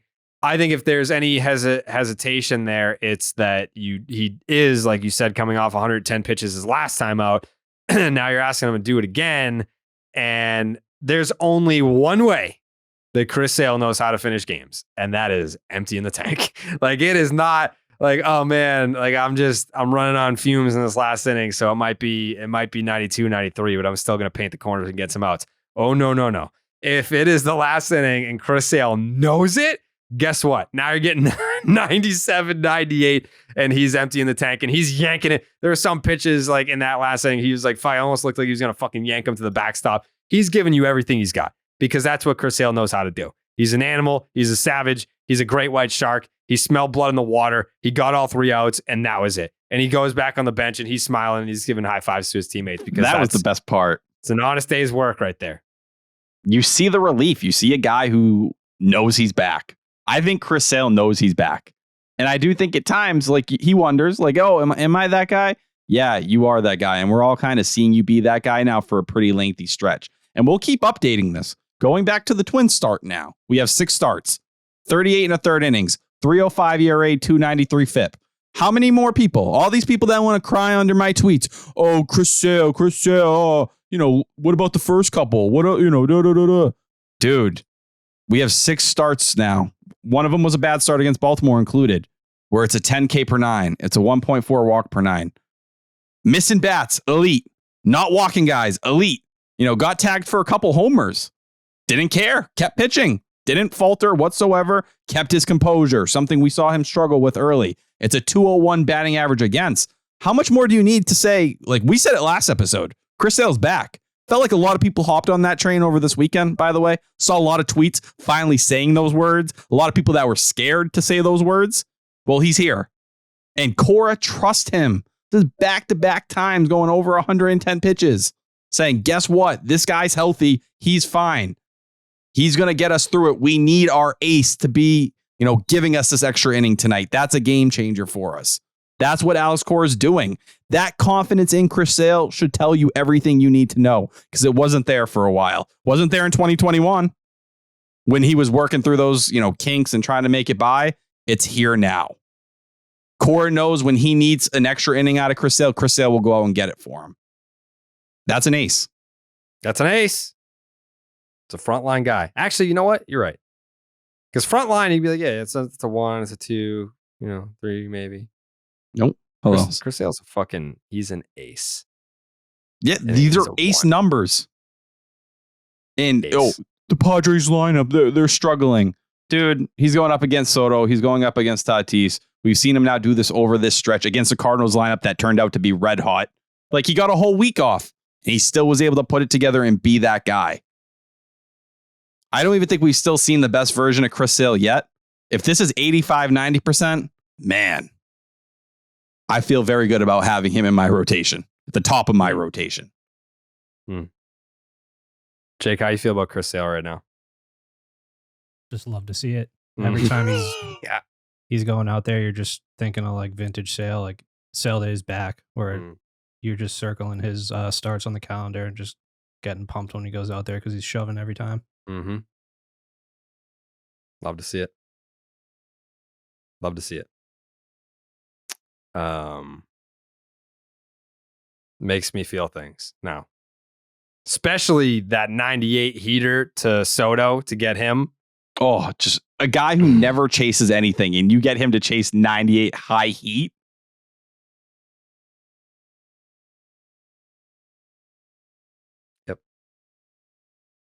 So that's a series win. Wait, What? I feel like outside of Corey Kluber, we've been pretty positive on a lot of the stuff that happened. I want to give a round of applause to Emmanuel Valdez, who entered today with a 130 OPS plus. Ooh. He was the offense in that game. That 3-run blast, Verdugo added the blooper. But man, another homer for Valdez, 3 on the year now overall. Playing himself, and he came out of today some precautionary reasons, but he's okay. Playing himself to be a pretty interesting bat for this team moving forward. I keep expecting it kind of to slump a little bit. It's not. He's giving you a nice little power production, strong at bats up there. He never looks overmatched, and they play the platoon with him the right way they need to. Keep him away from lefties. But if he's going to be this kind of bat, look at the value that a Rob Refsnyder has. And that's against lefties you're not facing every day. We're talking righties, which Valdez will be in the lineup a majority of the time. Gets crazy when you start thinking about all these guys coming back. Where does he fit into this picture? Where is Valdez going to get his ABs? Well, I think. Do you say him and Kike at second base with Story at short? I don't know. What happens to Christian Arroyo? And he's coming back soon. Tuesday, he starts his rehab appearances. Yep. Yu Chang's making progress. Adam Duvall's resumed baseball activities. Can he pitch? I don't think so. All right. Hard decisions coming, but Valdez, he's earning all of it. Yeah. But I don't even think we've touched the biggest concern from that game. Which game? Saturday? Yeah.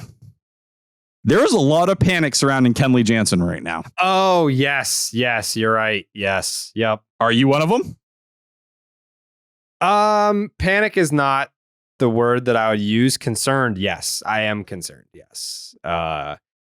That spray chart looked like a fucking firework. It was all over the place. There was no consistency within the zone. Pitches were missing wildly. Multiple pitches all over the place, not even in the same cluster. He was missing up. He was missing down. He was missing out. He was missing in. Yeah, I don't know. Not that they would tell us, but I don't know what they see or what they think, the Red Sox, about Kenley Jansen after blowing 2 saves against the Cardinals. And then this was supposed to be the get back on the horse. You had your week off pretty much, figure it out, week off. And I don't know. I am concerned. I am most certainly concerned. And hopefully it's one of those things that they can fix mechanically. Like that's where I feel like we're at. I think this is a mechanical thing. I don't think that this is a health thing. I think it's a mechanical thing. And I mean, we fix mechanical issues here. We just call Dustin Pedroia and we get that shit taken care of. I don't know if I would say I'm concerned yet. And I think the command stuff, am I overly freaked out? Listen, he hadn't pitched in a week. He's rusty. He hasn't been on a mound in a week. Last time was that Saturday, the same day Chris Sale had started. Am I surprised the command wasn't strong? Not entirely for a guy that struggles with his command at times, but he was able to slam the door shut. The biggest thing that worried me at first was the velo. When he came in and it was like 90, 91, ticked up towards 95 by the end. So is that more, he just had to kind of get it going to kind of find it and start to look more like the guy we saw in April. But I think that's where the real truth kind of lies in all this. We're getting some regression to the mean here. I think we're seeing some of those Kenley stories we were told about where, dude, you're going to sweat. Like there's going to be times where you're sitting there. It's like, holy shit, he can't find the zone. Like this is scary. I'm worried this game's going to get blown. I think hoping that Kenley was going to be the April version of himself all year was asking a lot. I think that will be closer to an outlier as this whole year goes along. And that's not me saying I think Kenley's going to be bad or anything like that, but I think he was on such a ridiculous level in April, hitting 97, 98, even before that, 400 save in Atlanta. When he would just find it, it was like, holy shit, everything's up all the way. Well, he dealt with some back spasms. Maybe he's not 100% out there. Maybe some of those things have changed his mechanics. I just think he's going to be closer to the Kenley Jansen that we all kind of had our expectation for entering this year than the guy we saw in April. And that's a little bit of the regression to the mean here. So I'm not freaking out. Not ideal. I wish he looked more dominant, but he did get the job done. And I think that was the biggest thing. Get it underneath your belt, get a save. Let's get some momentum going here. You're over the hump. you're not sitting here a week cold after blowing 2 saves anymore. Jake, how do you feel about Kenley Jansen after that performance? It just kind of sucks because it feels like this is something we put to bed like a couple of weeks ago, where like blowing saves isn't an issue anymore, and now all of a sudden it is. Hopefully it's just rust, but we'll have to see the next few appearances. Yeah, I mean that's really all you can say about this, right? Like, just got to see him again. Hope it's better the next time out. Like, if it's not an injury, it's mechanical, it's confidence, something that he's been open and honest about, that he does have these, I guess, downward trends confidence-wise that does impact his performance on the mound. That's been his career, right? Like, we've seen these stretches. I think we're just seeing one of them for the first time here, where he's just not as sharp. And then he'll go weeks where he looks amazing. Well, guess what? There's going to be some weeks mixed in where it looks like this. But that's, how often do you expect a guy who is 35 to be transforming into this another level in his career, like we saw in April? We said even back then, like, it's probably unrealistic to expect this over 162.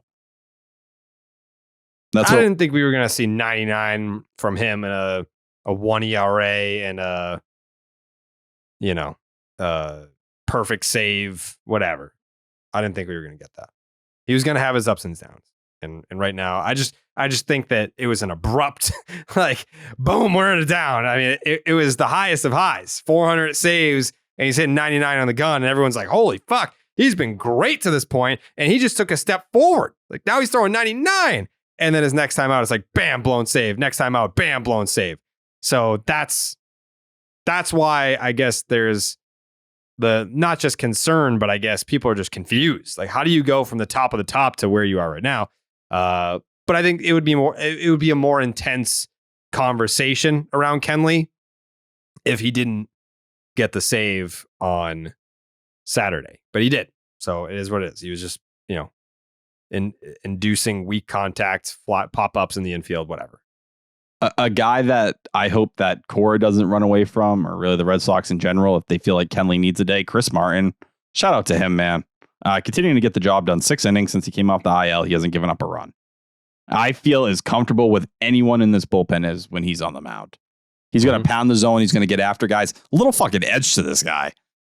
You saw him get into it with Ha-Seong Kim, like, kind of, chirping him a little bit. All right, fire me the fuck up, Chris Martin. This guy's a little bit, fuck you. He has that fuck you. I think we knew that a little bit. No. Well, let's kind of go back to like the race thing, right? When he got injured or whatever it was, when he kind of barked at the, media in the clubhouse a little bit. There's a little wire there in his head, that kind of reliever wire where he gets a little crazy. I think the Red Sox need that. That's not a bad thing, especially late games. I'd be willing to push him. If you feel like Kenley needs a day, or, hey, quick hook and you didn't use Chris Martin in the 8th, go to that guy next time. Don't leave him warming like you did against St. Louis. Yeah, I agree.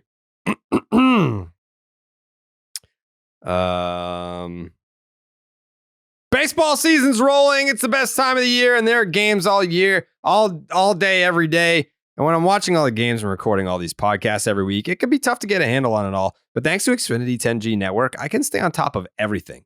With Xfinity 10G, you can power an entire house full of devices with ultra low lag. So you and everyone you know that can stream every single game at the same time and never miss a pitch. And if you're on the go, Xfinity has your back with millions of Wi-Fi hotspots. Introducing the next generation 10G network only from Xfinity. The future starts now. Learn more at xfinity.com/10G. Should I call Coley? Let's do it.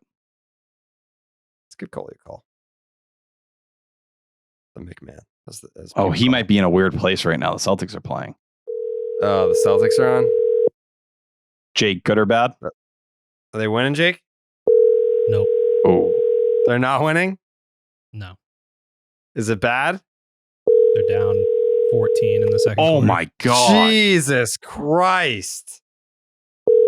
There's no chance he answers. He's just going to text and be like, don't care. He just texted me, couldn't pick a worse time to call. Your call has been.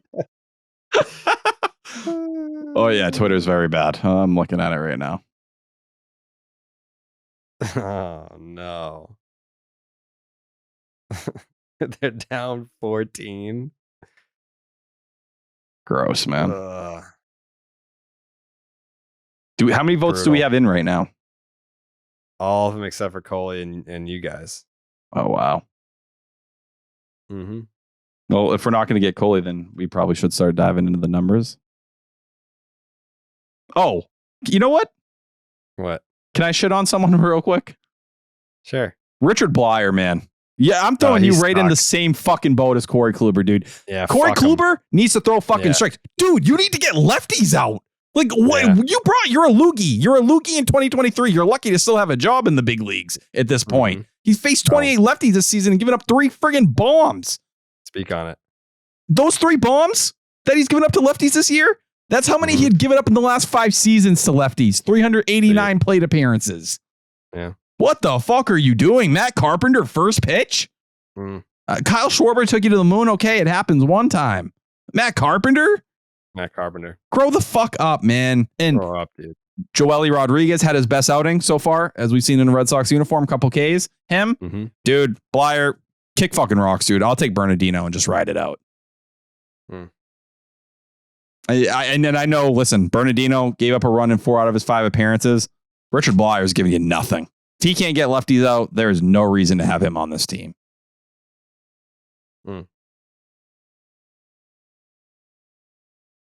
Okay. And props to Nick Pivetta for not pouting. He looked decent out of the bullpen today. He did. He looked fine. Right, he did. Got the job done. I forget. Did we do the music and then the stats? No, you do the music first. Okay.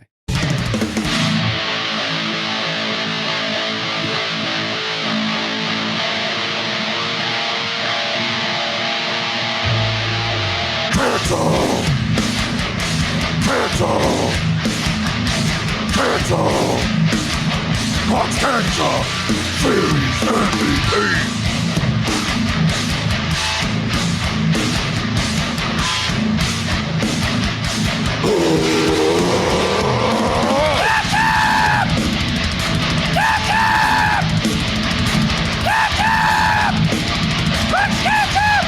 Series MVP.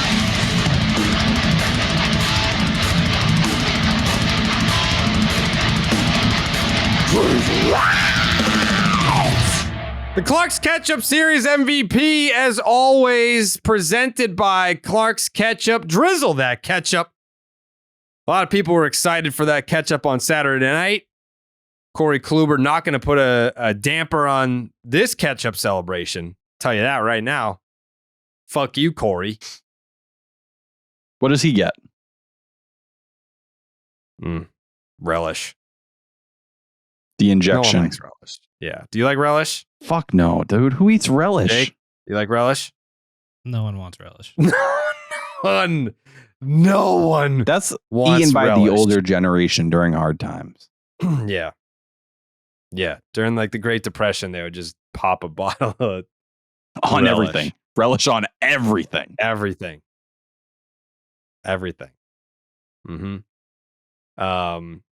Okay, get into some numbers here. The leader in batting average, Raimel Tapia, but only 8 plate appearances. He's only played in 2 games, but 429. Take it. Solid bench piece. Yeah, another 2-gamer. Emmanuel Valdez hit 333 in the series. Masataka Yoshida played in all 3 games, hit 333. And then there's a massive drop off after that. Not a big offensive series for the Boston Red Sox. On base percentage, you've got Raimel Tapia, 500. Again, this is only 7 at-bats because he played in 2 games and came off the bench. Masataka Yoshida was second, 385. Slugging percentage, Valdez, 1,000. Devers, 667. By the way, for all the love that we're giving Rafael Devers, he hit 167 in the series. Like, the 2 home runs might have been his only fucking hits. OPS, Valdez, then Tapia. Not a great crop of offensive output in the series. Then the leader in hits this series, Masataka Yoshida, 4. Raimel Tapia, for being a guy that came off the bench and played 2 games, Raimel Tapia was second in the series in hits. He had 3. Kike had 2. Devers had 2. Yeah, so Devers' 2 homers were his only hits of the series. Verdugo had 2. Valdez had 2. That was all in one game. That was the double and the homer. Yoshida had a stolen base in the series. Tapia had 1. Kike had 1. Surprisingly, he doesn't really steal a lot of bags. Total bases, even still, despite having 2 hits, they were both home runs. Rafael Devers, 8 total bases. Valdez, 6. Yoshida, 5. Yeah. So, should we start looking at the votes? Do we usually, or do we go first? Then you tell us the votes, because we don't want to be. There's been no consistency. Like, I think we should vote us first. I agree. Okay. First vote goes to Jake. I think I'm going to go Valdez. I think he just, when he hit that home run, like to set up Sale to just go deep and have the start that he had, I think he just kicked the vibes off right in that game. And it's a tough call this series, but I'm going to go Valdez. Tyler? I'm going to go Alex Cora. Alex Cora! I'm going to go Alex Cora. I'm going a little out there. I do think Devers, right? Like those 2 homers in the first game did really set the tone for the series, but Cora pushing Sale and Paxton, getting an extra inning out of both of those guys. I thought he had a really nice series, and I thought he set himself up well today where, as long as Kluber didn't absolutely load his diaper and could give you 3 or 4 innings, you had a Pivetta, you had a Cutter, and you could probably go to Martin and Jansen again and give yourself a chance at a sweep. Unfortunately, Kluber never even gave them the chance to do that, but I thought Cora had a really nice series and kind of played what he does so well, knowing his players, getting an extra inning to help your bullpen, really change the outlook and dynamic of a series. That's massive. And giving Josh Winkowski that 3rd inning, another thing, a lot where they could have been careful, got a little too cute with it. No, you knew Winkowski was cooking. You let him ride that out for a second big league save. I'm giving it to Alex Cora. It's a great pick. Thank you. It's a really good pick. Okay. From our expert panel, Will Fleming, the radio voice of the Boston Red Sox, along with Joe Castiglione, has voted for Corey Kluber. Is he okay? I mean, he's going to have to explain himself, but he voted for Corey Kluber. 1 vote, Corey Kluber. Wait, I didn't vote. Yeah, I know. Your internet cut out for a second, so I didn't know My if you had internet's said it. been cutting out. We're battling. It's rough. I'm going to vote for Chris Sale. Okay. I don't hate that. I think that was a momentum start for him. Mm-hmm. Kevin Youkilis. Chris Sale. Tom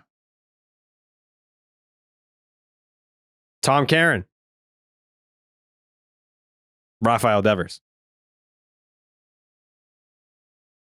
Lou Merlone. Chris Sale. I should get some dramatic music for this. Yeah, you know what? Like, boom. Yeah. Remind me, Jake, to find some dramatic music for the voting process. I'll load that up on the soundboard. Next time we have ketchup, we're getting dramatic music. I blame the pool. It's the pool. Usually there's a more of a dramatic feel to this. What do you mean? Oh, because they lost the fucking well, I mean, we had it's just not unanimous. It's not a good pool to drizzle ketchup right now. It was kind of a weirder series. Yeah, you're right. It's kind of like the Cardinals series if everything went right the first 2 games. Oh my God. Oh, all right. Never mind. Keep going. You ready? Now I'm going to start over.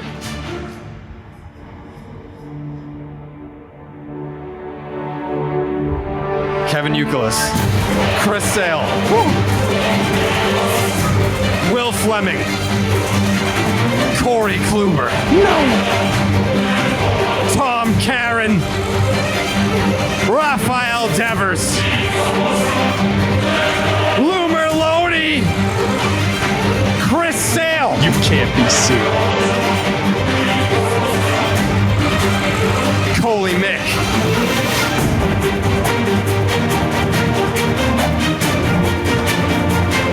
Chris Sale. Boom.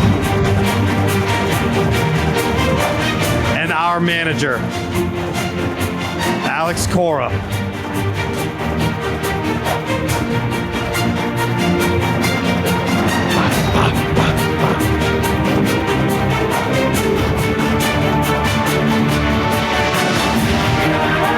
Chris Sale. It's Chris Sale. So, wait, are we missing anyone? No, that's everybody, right? Right? Yeah, we got everyone. All right. Congratulations to your Clark's Ketchup Series MVP, Christopher Allen Sale, who set the tone, was outstanding on Saturday night. What a ball game. What a performance. Guy has huge nuts. Is that his first, Jake? That is his first. Wow. Congratulations, Chris Sale, your first Clark's Ketchup Series MVP. Really shoving it up the ass of everyone that says that there should be an award for the pitchers. You were just saying that because the Red Sox are sweeping teams. When you have a 3-game set and you win 2, and you win the series because you won 2 games, that very much opens up the door for pitchers to win the Clark's Ketchup Series MVP. It's our first pitcher of the year. Are you sure? 100%. Oh. No other pitcher. We haven't, right? Jake? Jake? Did Kenley not win one? Oh. I think Kenley did win one. We might have given. Yeah, because it was a 2-gamer, right? Well, no, that was a split. It wasn't for the 400th. No, I think Kenley saved like 2 games in a series. Yeah, there was. You're right. That was a game. Yeah, against the Cardinals. No. Why? Uncalled for. Sorry. Thank you. Sorry. I'm sorry. I'm sorry. Clean it up. Okay, we're gonna do a little look ahead here. Let's do it. Yeah, why not? The Stop and Shop look ahead, brought to you by Stop and Shop. Head on down to your local Stop and Shop. Use the promo code Section 10. You get 10 cents off each one of your tangerines when you buy a minimum of 5 pounds of tangerines only at Stop and Shop using the promo code Section 10. The Red Sox. Monday, Tuesday, Wednesday, all 9:38 start times. Good luck. Feeling like shit all week this week. All fucking week. Feeling like shit, baby. Kill me. Tanner Houck versus Chase Slilith. Who the fuck is that? He was up for a bit last year. Chase Silsith. Silsith. Is that his name? I think you're pronouncing it right. Remember they jumped him all the way from what was it, from AA? And then he kind of really struggled and he looked like crap. If I recall this correctly. Slilith. Sith. Jake, how do you say it? Slilithith? Yeah. Tanner Houck versus Chase Slilith. One more time. Red Sox are, Jake said that it's Slilith. That's the Red Sox are 3-1 against the Angels this year. They outscored them 20-16. They already played. Chase Slilith. He's 0-1 with a 5.40 ERA, 146 whip, and a 7.7 strikeouts per 9. Not a real person. Not a real person, as we have previously discussed. Not a real person. 5 appearances this year. He's only made 1 start, 11 2/3 innings on the year. His last 2 appearances were 3 1/3 innings each, 1 start. 3 1/3, 5 hits, 6 runs, 3 earned, 2 walks, 3 strikeouts. Last appearance was 3 1/3, 6 hits, 4 earned runs, 5 strikeouts, and a homer. This guy sucks. He does throw 95. Not real though. Wait, I didn't fucking go through the other. I figure your shit out, Jared. We're scuffling today. Tanner Houck versus Chase Sloth. Chase Brian Bayo versus Griffin Canning, and James Paxton versus Tyler Anderson. Tyler Anderson. Nope. Griffin Canning, 2-2, a 6.14 ERA, a 150 whip, and a 7.7 strikeouts per nine. He has struggled in his 6 starts this year. He's allowed a home run in 5 straight starts. He's yet to complete 6 innings. He only has more than 4 strikeouts in a game once this year. He has seen a jump in velocity this year, though. He's up to 94.5 miles per hour. That's up from 93.5 last year. 4 of his 5 home runs that he's allowed have come off the 4-seam. He's got a 634 slug against that pitch. The Angels are 3-3 when he starts. Red Sox hitters 8 for 29, couple doubles, a triple, and a walk.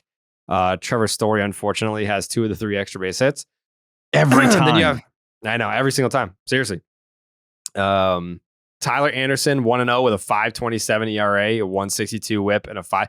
This is a sweep, Jake, by the way. Put me down for a sweep. I'm preemptive sweeping here.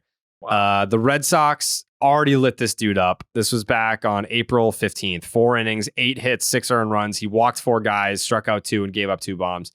After a brutal start to the year, he has been seeing better results in his last 4 starts. He's 3-1 with a 3.57 ERA. He's allowed 5 home runs in his first 3 starts. Only 2 since then. His FIP this year sucks, 5.85.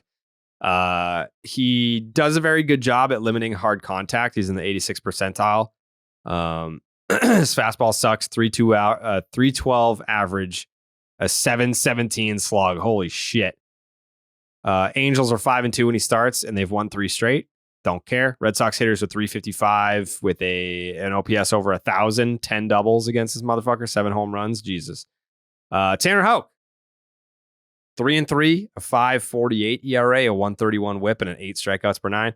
If Kluber is gone, this is a big start for Tanner Houck for his case to also stay in the rotation. This is his version of Bayo starting in Atlanta. Yeah. The second worst OPS that he allows to opposing batters or opposing places in the batting order is 786 for the 6th hole. The worst part of the lineup for Houck is 5th. The OPS is 1224. 7-hole hitters, 485. Okay. He struggles in high leverage. 563 batting, a 1579 OPS. Not good. He's only allowed 1 extra base hit this year when facing hitters for the first time in a game, which is very interesting. It's very reliever-ish. Angels hitters 265 with a 773 OPS. Taylor Ward 1 for 5 with a couple strikeouts. Mike Trout 0 for 1. Brian Bayo 3-1 with a 4.45 ERA, a 159 whip, and a 9.8 strikeouts per 9. His last 4 starts, Tyler, 4-0, 2.57 ERA, 7.42 opponent OPS, a 4.40 FIP. Whatever, spare me. His slider, unfortunately, it sucks, Tyler. It does. I think the frustrating part with Bayo's slider. The frustrating part is his slider sucks. I'm just saying that's what frustrates me. When he can snap it off consistently, it can be a weapon. Just the consistency is the biggest problem. Do you want to hear the numbers? Yeah, say them. Brian Bayo throws his slider 21% of the time. Guess what opponents are hitting when he throws a slider? 324. 500. Jesus Christ. 500. But we see he leans on it when he doesn't have the feel for that changeup. Okay, well, don't lean on it. It sucks. 500 batting average, an 889 slug, and a 603 weighted on base average. Is that bad? That's horrendous. Horrendous. Figure it out. Don't pout. Figure it out. Your Bayo's slider not a pouter. sucks. No, he's not a. Well, he kind of pouted when he got sent down, but I understand because he didn't deserve to get sent down. He did pout. He did. Angels hitters are 8 for 16 with a home run, couple walks. a 1238 OPS against Brian Bayo, which is not great. Gio Urshela 0 for 2 with a couple walks. James Paxton, 1-0, 245 ERA, a 109 whip, 11.5 strikeouts per 9. He's averaging 96 with his fastball to start the year. Only 2 starts, of course. Only extra base hits that he's allowed are the 2 home runs that he allowed. Angels hitters, 146 with a 357 OPS. Damn. Couple doubles. Those both belong to Mike Trout. He's 5 for 28 with a couple doubles and a couple walks, 11 strikeouts, a 483 OPS against James Paxton. I have already made my prediction. So I'm sorry to sweep cuck you, Jake. And I'm also sorry for assuming that you're going sweep here. I don't know that. I don't know what your pick is. All I know is that I am going sweep. Suck on it. Jake, what's your pick? I appreciate you not assuming my pick, but I'm also going to go sweep in this one. Okay. All right. Suck on it. I like that pick. It's a good pick. It's a good pick because I also went sweep. I know that Tyler and his little lady balls don't have the fucking cojones to go sweep here. So let's hear about your 2 out of 3, Tyler. Go ahead. I'm not going 2 out of 3. I have a sweep as well. I am going sweep. What the fuck? When you don't have to make Nick Pivetta or Corey Kluber start a game in a series, it's that simple. It's a fucking sweep. No Kluber, no Pivetta, we're sweeping. Oh my God. Sorry. I'm a fucking dog. Sorry. Oh. Tyler Willikin Throw it up. is going sweet. Jake, throw it up. Throw it up, Jake. Come on. Come on, one more time. Thank you. Yeah, You Jake. got it Yeah, for a let's go. second. One more time. Yeah, Tyler Willikin. Flip that M. It's a fucking W. Yeah, that's right.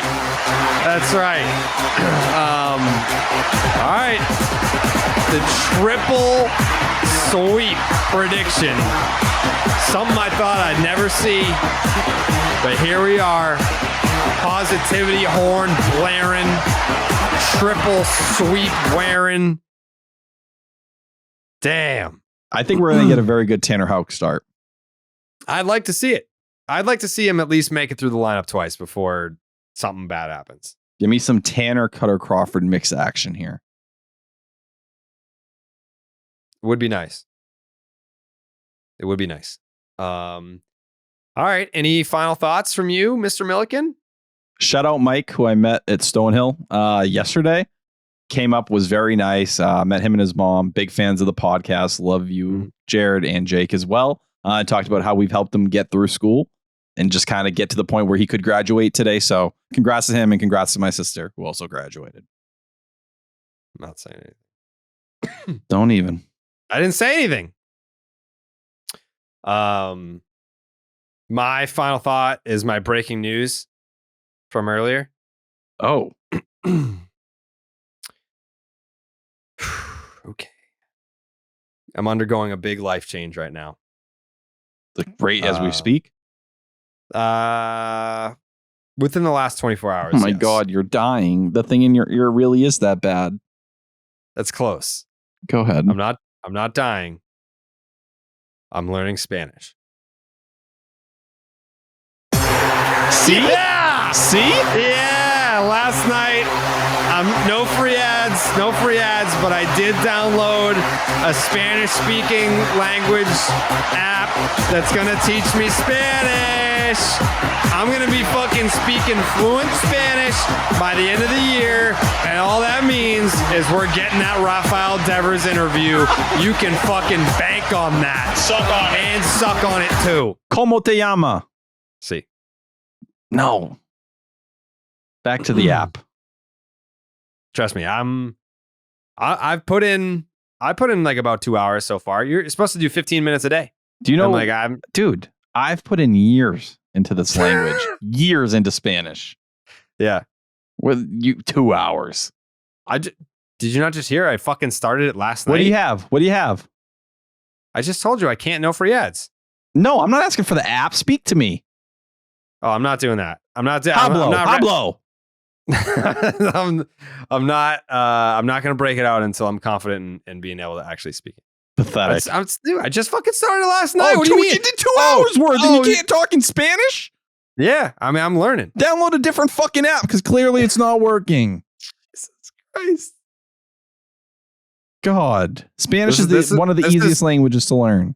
This is why players that come to this country and they don't know English, they don't feel confident speaking because they have pieces of shit like Tyler Milliken. Whoa! Like, learn the language. I did not say that. I'm backing up. I want to do the interviews in Spanish. I want to do the interviews in Spanish. You're yelling at me to learn the language. Because you're struggling. Step up so they don't have to do that. I'm trying my best. Be an asset. Be an aid.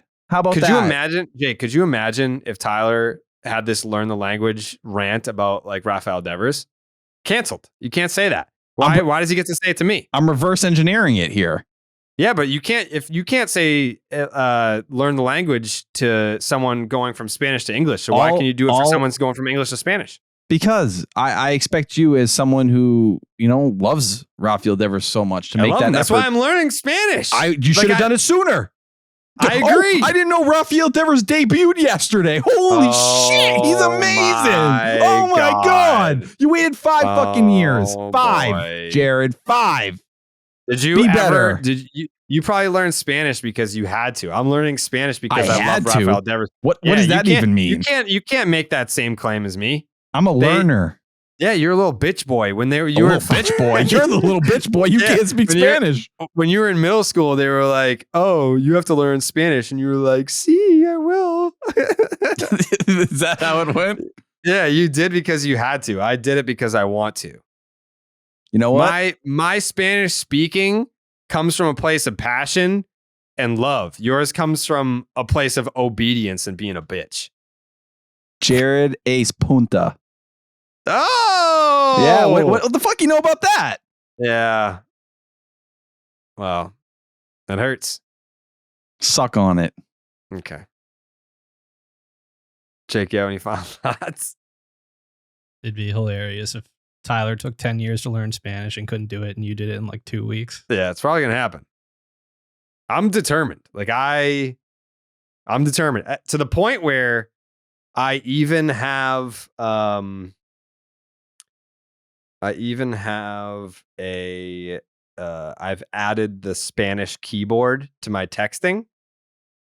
So now I can easily switch over to, where is it? Oh yeah, this little globe button. You hit the button, it goes from English US to Espanol España. What? You don't even know how to speak it, so the keyboard's useless to you right now. Oh my God. Grow up. Dude, you wish I didn't know how to speak it. I'm about to blow past you in I would Spanish love to see it. I would love to see it. We're going to do a whole podcast in Spanish, me and you. Okay. Next episode. The Spanish episode. Eventually, I'd like to get to that point. Eventually, I would like to get to a point where you do a full podcast in Spanish. You told me, oh, yeah, you're getting up there. You're all ready to go. I did 2 hours last night. Next episode. The Spanish episode. Next episode. Okay. Como, all right, Jake, como te llama? Are you going to learn Spanish too, Jake? Yeah, I'll figure it out. Mm-hmm. I'm refreshing. Las papas fritas. You know what that means? No. Shout out to my real ones. You know what I'm talking about. I know pan means bread. I'm learning. Buenos noches. I'm learning. But I'll get there. Have faith in me. I'm excited to talk to my Dominican relatives. Relatives? Mm-hmm. You're not related to Dominican people, are you? Yeah. You never told me this. Have you not seen my fucking Twitter bio? No. Why don't you take a peek, asshole? Hold on. Did you just update this right now? Gonna get rid of. Hands up. Keep him there. Don't fucking move. I'm not moving. No, this feels wrong. What? Saugus Domingo? Yeah. That's a place? Yes. It's more embarrassing that you don't know Spanish then. No, I'm learning. Raffy, hit me up. Because clearly Jared isn't ready to hang with you. But I am. You couldn't have a conversation with him. Dude. I might just tweet in Spanish for the next week. Go right ahead. Well, why don't you whip out some Spanish for your final thought? What's your final thought? Do it in Spanish, bitch. Give me a minute, Jake. Offer your thoughts. Oh, let me put a weird. sentence. Let me put a sentence together. I can go do ahead, it. Put a sentence together. Yeah. Go ahead. Yeah, 10 years of Spanish. Guy has to take a minute to figure out what the fuck to say. Dude, this is different. Okay, Why is it different? A lot of people who speak Spanish know, right, that formal versus informal is very complicated. Mhm. And it takes some time to kind of vosotros, nosotros. You wouldn't understand stuff like that. Yo El soy Ma, el niño. of course, those are classics. Mhm. Un hombre. Mi amo Tyler. Mm-hmm. I don't want to explain what that means to you guys because it's clearly over your head, but the people get it. Yeah. Mm. Mm-hmm. Do you have any final thoughts? Tu bebe el agua? What does that mean? Do you drink water? Chupalo. You can't even form a sentence, Jake. I feel like I just Chupalo. bodied you in the Spanish department. But Jake, do you have any final thoughts? Jake's takes? Adios. See ya. Buenas noches, amigos. All right. I'm recording. You recording? Yes, sir. Okay. You got a sunburn, Tyler? Dude, I'm cooked. What happened? Bad. I had my sister's graduation today, so I was just like sitting out in the sun for like 2 hours. Oh, you look like an asshole.